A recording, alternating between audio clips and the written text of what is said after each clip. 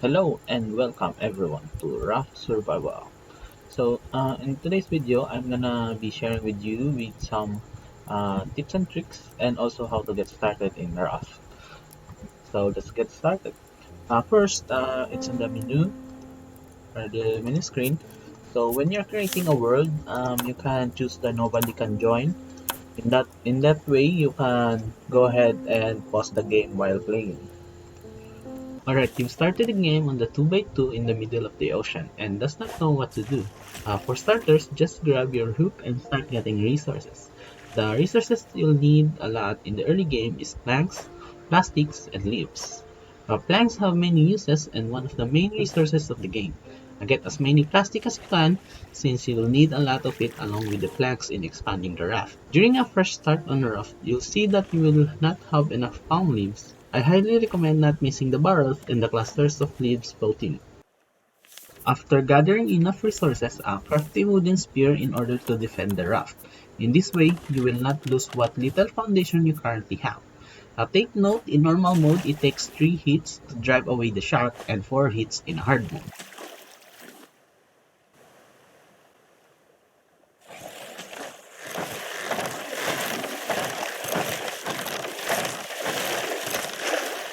After defending the shark, it will be around time that you'll be able to see your first island. Check if you're gonna collide with it as you don't want that to happen. If you are on the collision course, make a paddle to control the raft. You might want to take your chances and get the raft stuck on the island. I recommend not doing that since it is not always great to get your raft stuck in the island. There is also a chance that it will just bump the island making your raft rotate to a weird angle, which will be annoying since you won't be able to rotate it back while sailing. Luckily, when I was recording this, I got 4 stones from the barrels, which rarely happens during a fresh start. So I crafted an anchor to stop the raft and gather as much resources as I can. Don't worry if you don't have enough stones to craft the anchor, you can quickly just hop on the island and grab the fruits, such as watermelon and pineapple. Then quickly go back to your raft. And by the way, if you park your raft a little bit farther from where the underwater loot are on the island, you can get resources underwater without the shark bothering you. If you decide not to hop on the island to grab the fruits, that is totally fine, but make sure you craft a grill, water purifier, a cup, and fishing rod. In this way, you'll be able to secure both food and water supply.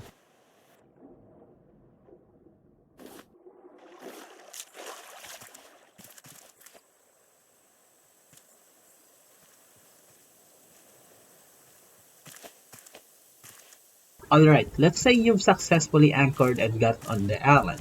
Try to gather all the fruits first. Then check for the loot crate. It's either at the top of the island or underwater. Take note, not all the island has a loot crate in them. When scavenging an island, prioritize getting the clay and sand. It will later be needed in order to make the smelter or furnace, which is needed in order to progress on the game. If you have used the trick I have mentioned earlier when parking the raft, make sure to gather a bit of metal, scrap, and stone in order to craft an anchor for your next island. You can ignore copper as you won't need it early in the game and it will just take space in your inventory. After gathering resources to the island, time to get back to the raft and set off. Unfortunately, the island did not have enough clay and sand for us to craft the furnace. Not a problem, hopefully the next island will have enough. Furnace costs about 6 bricks or 12 sand and clay, but for your first furnace you will need 14 sand and clay, since one of the bricks is needed to be researched. After exploring an island, getting back to your raft, try to look out for the shark as it will surely be on attack mode and will eat the raft. Now we just need to set sail and gather more resources to expand the raft. Make sure to craft a research table to unlock more advanced items in the game.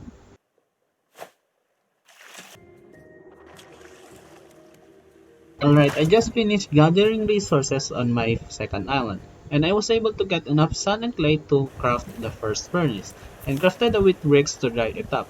While waiting for the wet bricks to dry up, this is the best time to make collector's net and place them at the back of the raft. In this way, any resources that's on your raft spot will not be missed. By the way, the collector net can only gather 10 items each, so make sure to collect them from time to time.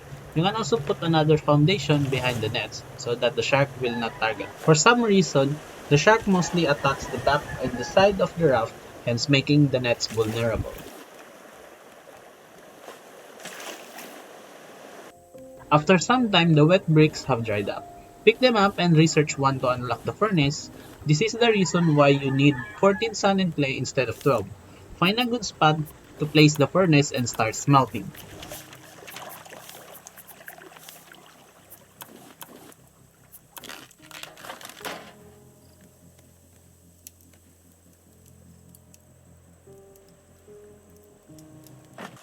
After placing down the furnace, I recommend smelting sand first to make glass. You need 4 or 5 glass in order to make the advanced water purifier. In this way, you won't burn more planks than needed on the simple purifier.